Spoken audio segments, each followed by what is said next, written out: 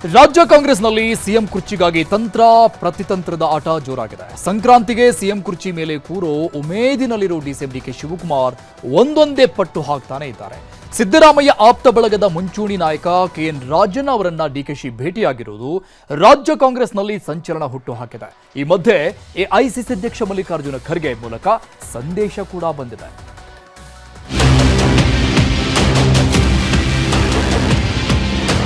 ಯಾವ ಗೊಂದಲನೂ ಇಲ್ಲ ನನ್ನ ಪ್ರಕಾರ. ನಾನು ನಾಳೆ ಹೋಗ್ತಾ ಇದ್ದೀನಿ.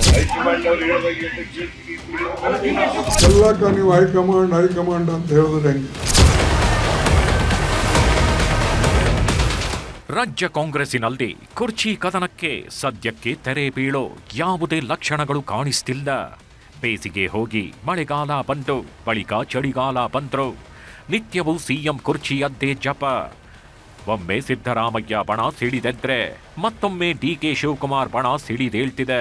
ಈ ಎರಡು ಬಣಗಳ ಮಧ್ಯೆ ಹೈಕಮಾಂಡ್ ಕೂಡ ಸಿಲುಕಿ ಬಿಡಿಸಿಕೊಳ್ಳಲು ಒದ್ದಾಡ್ತಿದೆ. ಮತ್ತೊಂದೆಡೆ ಕಾಂಗ್ರೆಸ್ ಕಾರ್ಯಕರ್ತರು ಗೊಂದಲಕ್ಕೆ ಸಿಲುಕಿ ಪರದಾಡ್ತಿದ್ರೆ ಬಿಜೆಪಿ ನಾಯಕರಿಗೆ ಮಾತ್ರ ಕುರ್ಚಿ ವಿಚಾರವೇ ಭೂರಿ ಭೋಜನವಾಗಿದೆ. ಸಿಎಂ ಸಿದ್ದರಾಮಯ್ಯ ಆಪ್ತರ ಜೊತೆ ಡಿಕೆಶಿ ಚರ್ಚೆ. ಹೈಕಮಾಂಡ್ ಭೇಟಿಗೂ ಮುನ್ನ ಮನವೊಲಿಕೆ ಕಸರತ್ತು. ಪವರ್ ಶೇರಿಂಗ್ ಗದ್ದಲ ಗುದ್ದಾಟದ ಮಧ್ಯೆ ರಾಜ್ಯ ಕಾಂಗ್ರೆಸ್ನಲ್ಲಿ ಅಚ್ಚರಿಯ ಬೆಳವಣಿಗೆಯೊಂದು ನಡೆದಿದೆ. ಸಿದ್ದರಾಮಯ್ಯ ಆಪ್ತ ಬಣದ ಮುಂಚೂಣಿ ನಾಯಕ ಡಿಕೆ ಶಿವಕುಮಾರ್ ವಿರುದ್ಧ ಆಗಾಗ ನೇರ ಮಾತುಗಳಿಂದ ನಿಷ್ಠೂರಕ್ಕೆ ಗುರಿಯಾಗಿರೋ ಮಾಜಿ ಸಚಿವ ಹಾಗೂ ಶಾಸಕ ಕೆಎನ್ ರಾಜಣ್ಣ ಅವರನ್ನ ರಾತ್ರಿ ಖುದ್ದು ಡಿಕೆ ಶಿವಕುಮಾರ್ ಭೇಟಿಯಾಗಿದ್ದಾರೆ. ಬೆಂಗಳೂರಿನ ಖಾಸಗಿ ಅತಿಥಿ ಗೃಹದಲ್ಲಿ ಕೆಎನ್ ರಾಜಣ್ಣರನ್ನ ಭೇಟಿಯಾದ ಡಿಕೆಶಿ ಸುಮಾರು ಅರ್ಧ ಗಂಟೆಗೂ ಹೆಚ್ಚು ಮಾತನಾಡಿದ್ದಾರೆ. ಹೈಕಮಾಂಡ್ ಮುಂದೆ ತಮ್ಮ ಪರ ಮಾತನಾಡುವಂತೆ ಡಿಕೆಶಿ ಮನವಿ ಮಾಡಿದ್ದಾರೆ ಎನ್ನಲಾಗಿದೆ. ಇದು ರಾಜ್ಯ ಕಾಂಗ್ರೆಸ್ಸಿನಲ್ಲಿ ಸಂಚಲನಕ್ಕೆ ಕಾರಣವಾಗಿದೆ. ಅವತ್ತು ಅದೇ stand, there is no change in the stand. High command ಸಿದ್ದರಾಮಯ್ಯನವರು ಹೇಳಿದಾರಲ್ಲ, ಪದೇ ಪದೇ ಹೇಳಿದ್ದಾರೆ, ನಾನು ಮುಖ್ಯಮಂತ್ರಿ ಇರ್ತೀನಿ, ಎಲ್ಲಿನವರೆಗೂ ಹೈಕಮಾಂಡ್ನವ್ರು ಇರಕ್ಕೆ ಹೇಳ್ತಾರೆ ಅಲ್ಲಿವರೆಗೂ ಇರ್ತೀನಿ ಅಂತ. ಸೇಮ್ ಸ್ಟ್ಯಾಂಡ್, ಇದು ಅದೇ ಸ್ಟ್ಯಾಂಡ್. ನಾನು ಇವಾಗಲೂ ಸಿದ್ದರಾಮಯ್ಯನವ್ರ ಪರನೇ. ಅವ್ರು ಏನೇ ಪ್ರಯತ್ನ ಮಾಡಿ, ನಾನು ಹೇಳಿದ್ದೀನಲ್ಲ, ಏನೆಲ್ಲ ಹಿಂದೆ ಹೇಳಿದ್ದೀನಿ, ಅದೆಲ್ಲ ಸ್ಟೇಟ್ಮೆಂಟ್ಗೂ even today I stand by that. There is no change. ನಾನೇನು ಹುಡುಕಂಡಂತ ಏನು ಬಂದಿಲ್ಲ ರೀ. ಆ ಪಾರ್ಟಿ ಅಧ್ಯಕ್ಷ ಇರ್ತಾರೆ, ಏನು ಪ್ರಮುಖ ಅದೇ ಪಕ್ಷ ಸಂಘಟನೆ ಮಾಡಬೇಕು ಅದಂತ ಬಗ್ಗೆ ಹೇಳಿದ್ರು. ಆಯ್ತಪ್ಪ ಮಾಡೋಣ ಅಂತ ಹೇಳಿ ಅಷ್ಟೇ. ಇನ್ನು ಈ ಬಗ್ಗೆ ಪ್ರತಿಕ್ರಿಯಿಸಿರೋ ಡಿಸಿಎಂ ಡಿಕೆ ಶಿವಕುಮಾರ್, ಕೆಎನ್ ರಾಜಣ್ಣ ಭೇಟಿ ಸೌಹಾರ್ದಯುತವಾದದ್ದು. ನಾನು ಮತ್ತು ಸಿಎಂ ಬ್ರದರ್ಸ್ ರೀತಿ ಕೆಲಸ ಮಾಡ್ತಿದ್ದೀವಿ, ಯಾವ ಗೊಂದಲವೂ ಇಲ್ಲ ಅಂತ ಹೇಳಿದ್ರು. ಹೌದು, ರಾಜಣ್ಣ ನಮ್ಮ ಶಾಸಕರು, ನಮ್ಮ ಜೊತೆ ಮಂತ್ರಿ ಆಗಿದ್ದವರು, ಭೇಟಿ ಮಾಡ್ತೇವೆ, ಸೌಹಾರ್ದತೆ ಭೇಟಿ ಮಾಡ್ತೇವೆ. ಎಲ್ಲರೂ ಕೊಲೀಗ್ಸ್, ಒಂದು ಪಾರ್ಟಿ ಅವರು, ನಮ್ಮ ಸರ್ಕಾರದಲ್ಲಿ ಕೆಲಸ ಮಾಡಿರೋರು, ಪಾರ್ಟಿಲಿ ಕೆಲಸ ಮಾಡಿರೋರು, ಕೆಲವು ಹೇಳಿಕೆಗಳು ಕೊಟ್ಟಿರ್ತಾರೆ. ಅದಕ್ಕೆಲ್ಲ ನಾವು ಬೇಜಾರು ಮಾಡ್ಕೊಳಕ್ಕಾಗ್ತದ? ಅಣ್ಣ ತಮ್ಮದಿರೇ ಜಗಳ ಆಡ್ತಾರಂತೆ, ನಮ್ದು ಯಾವ ಜಗಳ? ನಾನಂತೂ ಯಾರ ಮೇಲೂ ಜಗಳ ಆಡಕ್ಕೂ ಹೋಗಿಲ್ಲ.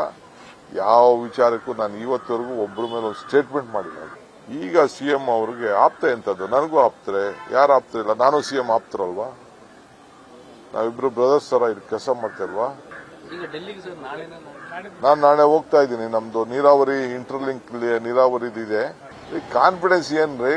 ನನ್ನ ಜನ ಆಶೀರ್ವಾದ ಮಾಡೋದೇ ಕಾನ್ಫಿಡೆನ್ಸ್ ತಾನೆ ರೀ. ದಿನ ಈಗ 2 ನಿಮಿಷದಲ್ಲಿ ಮಾತಾಡಿದೆ ಹೈಕಮಾಂಡ್ ಹತ್ರ. ಡಿಕೆ ಶಿವಕುಮಾರ್ ದಿಲ್ಲಿ ಭೇಟಿ ಬಗ್ಗೆ ನಿನ್ನೆ ಪ್ರಶ್ನಿಸಿದ್ದಕ್ಕೆ ಸಿಎಂ ಸಿಡಿಮಿಡಿಗೊಂಡಿದ್ರು. ಆದ್ರೆ ಇವತ್ತು ಹೈಕಮಾಂಡ್ನವರು ಕರೆದ್ರೆ ನಾನು ಹೋಗ್ತೇನೆ ಅಂತ ಹೇಳಿದ್ರು.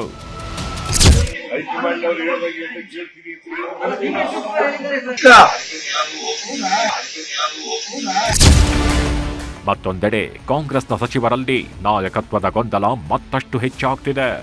ಅಧಿವೇಶನ ಸಮಯದಲ್ಲಾದ ಬೆಳವಣಿಗೆಗಳು ಬಣಗಳ ಮಧ್ಯೆ ಮತ್ತಷ್ಟು ಬಿರುಕು ತಂದಿದೆ. ಈ ಮಧ್ಯೆ ರಾಜಣ್ಣ ಡಿಕೆಶಿ ಭೇಟಿ ವಿಚಾರದಲ್ಲೂ ವಿವಿಧ ರೀತಿಯ ಚರ್ಚೆಗಳಾಗ್ತಾಗಿದ್ದು, ಸಚಿವರುಗಳು ಮಾತ್ರ ತಮ್ಮದೇ ಆದ ರೀತಿಯಲ್ಲಿ ಸಮರ್ಥಿಸಿಕೊಳ್ತಿದ್ದಾರೆ. ಅಲ್ಲ, ಅವರೇ ಹೇಳಿದಾರಲ್ಲ, ಪಾರ್ಟಿ ವಿಚಾರದಲ್ಲಿ ಚರ್ಚೆ ಮಾಡಿದ್ರು. ನಾನು ನನ್ನ ಹಿಂದಿನ ಎಲ್ಲ ಹೇಳಿಕೆಗಳಿಗೂ ಬದ್ಧನಾಗಿದ್ದೇನೆ ಅಂತ ರಾಜಣ್ಣ ಅವರು ಹೇಳಿದ್ದಾರೆ. ಮತ್ತೆ ಅದನ್ನ ಏನು ವಿಶೇಷತೆ ಏನು ಕಾಣಿಸ್ತಾ ಇಲ್ಲ ನನಗೆ. ಅವರೇ ಕ್ಲಾರಿಫೈ ಮಾಡಿದಾರಲ್ಲ ಯಾಕೆ ಭೇಟಿ ಮಾಡಿದ್ದೆ, ಅನ್ನೋದನ್ನ ಅವರೇ ಕ್ಲಾರಿಫೈ ಮಾಡಿದ್ದಾರೆ ಮತ್ತು ಅವರ ಸ್ಟ್ಯಾಂಡಿಗೆ ನಾನು ಬದ್ಧವಾಗಿದ್ದೇನೆ ಅಂತ ಕೂಡ ಹೇಳಿದ್ದಾರೆ. ಎಲ್ಲ ಹೈಕಮಾಂಡ್ಗೆ ಬಿಟ್ಟಿರುವಂತ ವಿಚಾರ. ನೀವು ಎಷ್ಟೇ ಕೇಳಲಿ, ಯಾವುದೇ ರೀತಿ ಪ್ರಶ್ನೆ ಕೇಳಲಿ, ಅದು ಹೈಕಮಾಂಡ್ ಬಿಟ್ಟಿರುವಂತ ವಿಚಾರ. ಸಿಎಂ ಡಿಸಿಎಂ ವಿರುದ್ಧ ಖರ್ಗೆ ಕಿಡಿ. ಎಐಸಿಸಿ ಅಧ್ಯಕ್ಷರಿಂದ ಬಂತು ಸಂದೇಶ. ಇದು ರಾಜ್ಯ ಕಾಂಗ್ರೆಸ್ ನಾಯಕರ ಮಧ್ಯೆ ನಡೆಯುತ್ತಿರೋ ಬೆಳವಣಿಗೆಗಳಾಗಿವೆ. ಕಾಂಗ್ರೆಸ್ನ ಕೆಲ ಹಿರಿಯ ನಾಯಕರಿಗೆ ಈ ವಿದ್ಯಮಾನಗಳು ಇರುಸುಮುರಿಸು ಸೃಷ್ಟಿ ಮಾಡಿರೋದಂತೂ ಸುಳ್ಳಲ್ಲ. ಈ ಮಧ್ಯೆ ಮಾಜಿ ಸಭಾಪತಿ ಕೆಪಿಸಿಸಿ ಉಪಾಧ್ಯಕ್ಷ ವಿಆರ್ ಸುದರ್ಶನ್ ಎಐಸಿಸಿ ಅಧ್ಯಕ್ಷ ಮಲ್ಲಿಕಾರ್ಜುನ ಖರ್ಗೆಗೆ ಪತ್ರ ಬರೆದಿದ್ರು. ರಾಜ್ಯ ಕಾಂಗ್ರೆಸ್ನಲ್ಲಿ ಗೊಂದಲ ತೀವ್ರಗೊಳ್ತಿದೆ. ಕೂಡಲೇ ಎಐಸಿಸಿ ನೇತೃತ್ವದಲ್ಲಿ ಸಭೆ ಮಾಡಿ ರಾಜಕೀಯ ಗೊಂದಲ ಬಗೆಹರಿಸುವಂತೆ ಮನವಿ ಮಾಡಿದ್ರು. ಈ ಬೆನ್ನಲ್ಲೇ ದಿಢೀರ್ ಮಾಧ್ಯಮಗಳೆದುರು ಬಂದು ಎಐಸಿಸಿ ಅಧ್ಯಕ್ಷ ಮಲ್ಲಿಕಾರ್ಜುನ ಖರ್ಗೆ ಸಿಎಂ ಡಿಸಿಎಂ ವಿರುದ್ಧ ಗುಡುಗಿದ್ರು. ಎಲ್ಲದಕ್ಕೂ ಹೈಕಮಾಂಡ್ ಅಂದ್ರೆ ಹೇಗೆ? ಸಮಸ್ಯೆಗಳಿದ್ರೆ ಲೋಕಲ್ನಲ್ಲೇ ಸರಿಪಡಿಸಿಕೊಳ್ಳಬೇಕು. ಯಾರೋ ಒಬ್ಬರಿಂದ ಪಕ್ಷ ಅಧಿಕಾರಕ್ಕೆ ಬಂದಿರೋದಲ್ಲ, ಕಾರ್ಯಕರ್ತರ ಶ್ರಮವಿದೆ ಅಂತ ಹೇಳೋ ಮೂಲಕ ನಾಯಕರ ಮಾತು ಹದ್ದು ಮೀರದಂತೆ ಎಚ್ಚರ ವಹಿಸಬೇಕು ಅನ್ನೋ ಸಂದೇಶವನ್ನ ನೀಡಿದ್ರು. ಗೊಂದಲೇನೋ ಹೈಕಮಾಂಡ್ ಮಾಡಿದೇನ ಗೊಂದಲ ಅವರೇ ಇಲ್ಲೇ ಲೋಕಲ್ ಸೃಷ್ಟಿ ಮಾಡ್ಕೊಳ್ತಾ ಇದ್ದಾರೆ. ಅವರೆಲ್ಲ ಮಾಡಬೇಕು. ಎಲ್ಲಕ್ಕ ನೀವು ಹೈಕಮಾಂಡ್ ಅಂತ ಹೇಳಿದ್ರೆ ಹೆಂಗೆ? ನೀವು ಇಲ್ಲಿ ಆಗ್ತಕ್ಕಂಥದನ್ನ ಲೋಕಲ್ ಲೀಡರು ಸೆಟಲ್ ಮಾಡ್ಕೋಬೇಕು ಅದನ್ನ. ಆಮೇಲೆ ಪಕ್ಷ ಎಲ್ಲರೂ ಕಟ್ಟಿದ್ದು, ಯಾರೋ ನಾನು ಕಟ್ಟಿನಿ ಅಂತಿಲ್ಲ. ಕಾಂಗ್ರೆಸ್ ಪಾರ್ಟಿ ಕಾರ್ಯಕರ್ತರು ಕಟ್ಟರು. ಯಾರು ನನ್ನಿಂದ ಆಗಿದೆ ಅಂತ ಯಾರು ಹೇಳಬಾರ್ದು. ಕಾಂಗ್ರೆಸ್ ಬೆಳವಣಿಗೆಗಳ ಬಗ್ಗೆ ಬಿಜೆಪಿ ಲೇವಡಿ. ಸರ್ಕಾರದ ವಿರುದ್ಧ ಮುಗಿಬಿದ್ದ ವಿಪಕ್ಷಗಳು. ಇನ್ನು ರಾಜ್ಯ ಕಾಂಗ್ರೆಸ್ಸಿನಲ್ಲಿ ಆಗ್ತಿರೋ ಬೆಳವಣಿಗೆಗಳು ಬಿಜೆಪಿ ಜೆಡಿಎಸ್ ನಾಯಕರಿಗೆ ಆಹಾರವಾಗಿವೆ. ಸಿಎಂ ಸಿದ್ದರಾಮಯ್ಯ ಡಿಸಿಎಂ ಡಿಕೆ ಶಿವಕುಮಾರ್ ಮಧ್ಯೆ ನಡೆಯುತ್ತಿರೋ ಶೀತಲ ಸಮರವನ್ನೇ ಅಸ್ತ್ರ ಮಾಡಿಕೊಂಡಿದ್ದಾರೆ. ಇಬ್ಬರ ಕಿತ್ತಾಟದಿಂದ ಅಭಿವೃದ್ಧಿ ಹಳ್ಳ ಹಿಡಿಯುತ್ತಿದ್ದು, ಸಿದ್ದರಾಮಯ್ಯನವರಿಂದ ಡಿಕೆ ಶಿವಕುಮಾರ್ ಅಧಿಕಾರವನ್ನ ಒದ್ದು ಕಿತ್ಕೊಳ್ತಿದ್ದಾರೆ ಅಂತ ಲೇವಡಿ ಮಾಡಿದ್ರು. ಸಿದ್ದರಾಮಯ್ಯ ಅವರಿಗೆ ಹೈಕಮಾಂಡ್ ಈಗಾಗಲೇ ಸೂಚನೆ ನೀಡಿದೆ. ಖಂಡಿತವಾಗ್ಲೂ ಕೂಡ ಇವಾಗ ಸೆಷನ್ಸ್ ನಿರ್ಣಯ ಮುಗಿದಿದೆ. ಯಾವುದೇ ಕ್ಷಣದಲ್ಲಾದರೂ ಕೂಡ ಡಿ ಕೆ ಶಿವಕುಮಾರ್ ಅವರಿಗೆ ಅಧಿಕಾರ ಅವರು ಹಸ್ತಾಂತರ ಮಾಡ್ತಾರೆ. ಸಿದ್ದರಾಮಯ್ಯನವ್ರು ಹೇಳ್ತಾರೆ, ಯಾವುದೇ ಕಂಡೀಷನ್ ಆಗದೇ 5 ವರ್ಷ ನಾನೇ ಮುಖ್ಯಮಂತ್ರಿ ಅಂತ ಹೇಳಿ ಹೇಳ್ತಾರೆ. ಒಂದು ವೇಳೆ ಒಪ್ಪಂದ ಆಗಿದ್ದರೆ ಅವರು ಬಿಟ್ಟು ಕೊಡ್ಬೋದು. ಬಿಟ್ಟು ಕೊಟ್ಟಿಲ್ಲ ಅಂದ್ರೆ ಡಿ ಕೆ ಶಿವಕುಮಾರ್ ಅವರು ಒಂದು ಮಾತು ಹೇಳಿದಾರೆ ಗೊತ್ತದನ್ನು, ಒದ್ದು ತಗೋತೀನಿ ಅಂತೇಳಿ. ಅದಕ್ಕೆ ಬಹುಶಃ ಆ ಕಾಲ ಬರುವಂಗೆ ಕಾಣ್ತದೆ. ನಾನಿದು ಯಾವುದೋ ಕುರ್ಚಿ ಇಡ್ಲಿ ವಡೆ ತಿಂದಿದ್ದು, ನಾಟಿ ಕೋಳಿ ಸಾರು ತಿಂದಿದ್ದು ಮಾತಾಡಲ್ಲ. ಅದು ಅವ್ರ ಪಕ್ಷದ ಅವ್ರಿಗೆ ಏನು ಬೇಕೋ ಅವ್ರು ಕೂತ್ಕೊಂಡು ಮಾತಾಡ್ಕೊಂಡವ್ರೆ.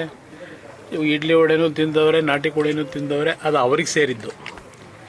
ಅದು ನನಗೆ ಮಹತ್ವ ಇಲ್ಲ. ಸಿದ್ದರಾಮಯ್ಯನವ್ರು ಇರ್ತಾರೋ, ಮತ್ತೊಬ್ರು ಇರ್ತಾರೋ, ರಾಜ್ಯದ ಜನರಿಗೆ ನೀವು ಕೊಟ್ಟಿರ್ತಕ್ಕಂಥ ತೊಂದರೆ ನೋವು ಎಂಥ ಫ್ಲಡ್ ಆಯ್ತು ರೀ. ಏನೇನು ಅನಾನುಕೂಲಗಳಾದವು. ಒಂದು ಗುಂಡಿ ಮುಚ್ಚಾಗ ನಿಮ್ಮ ಕೈಲಿ ಯೋಗ್ತಿ ಇಲ್ಲ. ಏನೂ ಮಾಡೋಕ್ಕಾಗದಿರ ನೀವು ಬರೀ ಇದು ಕುಡ್ಡೆ ಬಿರ್ಲಿ ಕೆಲಸ ಮಾಡಿಕೊಂಡು ಎಲ್ಲ ಒಂದು ಕಡೆ ಜನಗಳನ್ನ ಸುಳ್ಳು ಹೇಳ್ಕೊಂಡು ದಿನ ನಿಮ್ಮ ಅಡ್ವರ್ಟೈಸ್ಮೆಂಟ್ ಬರ್ತಾವಲ್ಲ, ಆ ದುಡ್ಡನ್ನು ಖರ್ಚು ಮಾಡಿದರೆ ಒಂದು 5-6 ಜಿಲ್ಲೆ ಇನ್ನೂ ಚೆನ್ನಾಗಿ ಅಭಿವೃದ್ಧಿ ಆಗೋದೇನು. ಕಾಂಗ್ರೆಸ್ನಲ್ಲಿನ ಬೆಳವಣಿಗೆಗಳು ಸದ್ಯದ ಮಟ್ಟಿಗೆ ಊಹಿಸಲು ಸಾಧ್ಯವಾಗ್ತಿಲ್ಲ. ಡಿಕೆ ಶಿವಕುಮಾರ್ ಆಪ್ತರು ಸಂಕ್ರಾಂತಿಗೆ ಅಧಿಕಾರದ ಪಥ ಬದಲಾವಣೆಯಾಗತ್ತೆ ಅನ್ನೋ ನಿರೀಕ್ಷೆಯಲ್ಲಿದ್ದಾರೆ. ಇತ್ತ ಸಿಎಂ ಆಪ್ತರು ಮಾತ್ರ ಸಿದ್ದರಾಮಯ್ಯನವರೇ 5 ವರ್ಷ ಸಿಎಂ ಕುರ್ಚಿ ಮೇಲೆ ಗಟ್ಟಿಯಾಗಿ ಕುಳಿತುಕೊಳ್ತಾರೆ ಅನ್ನೋ ಉತ್ಸಾಹದ ಜೊತೆಗೆ ಭರವಸೆಯಲ್ಲಿದ್ದಾರೆ. ಈ ಎಲ್ಲದರ ಮಧ್ಯೆ ಮಂಗಳವಾರ ಡಿಕೆಶಿ ಹೈಕಮಾಂಡ್ ನಾಯಕರನ್ನ ಭೇಟಿಯಾಗೋ ಸಾಧ್ಯತೆಯೂ ಇದೆ. ಏನೇ ಇದ್ರೂ ಅಂತಿಮ ದಾಳ ಉರುಳೋದು ಸೋನಿಯಾ ಮೇಡಂ ಮನೆಯಲ್ಲಿ. Bureau report, news 18.